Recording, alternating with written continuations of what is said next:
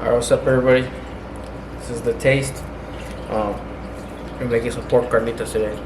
So right now what I'm doing is just cutting up the meat. Just trying to make it easier to cook. Got ourselves a pork roast here, got the skin on it. Just taking some chunks here and there. And we're gonna throw the whole thing in there actually.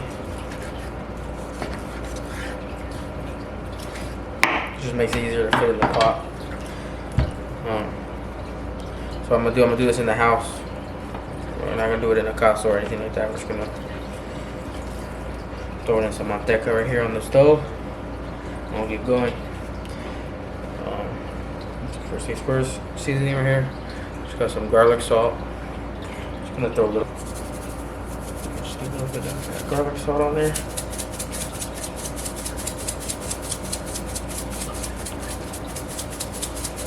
Like I say, you don't need too much because pork already gets salty, you know. A little bit.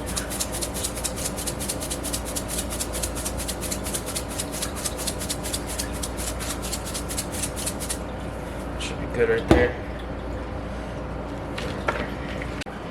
Alright, now we're gonna come over here to your pot. What you got right here is some lard, so known as manteca.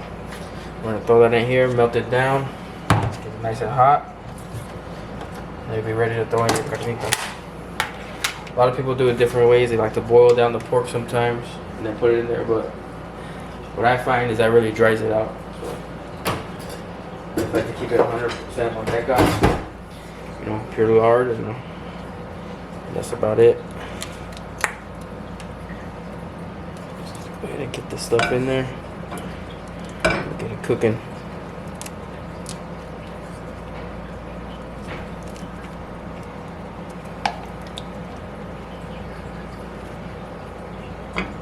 I'll get back to you guys when it's all melted down. And we're going to be throwing in the carnitas.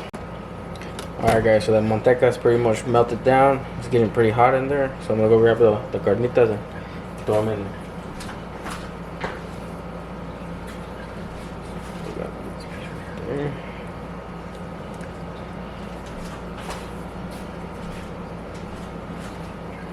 I feel like the best way, well my way, you know, everybody has their own way. So my way is, you know, keep it low and slow, and come out soft every time. So.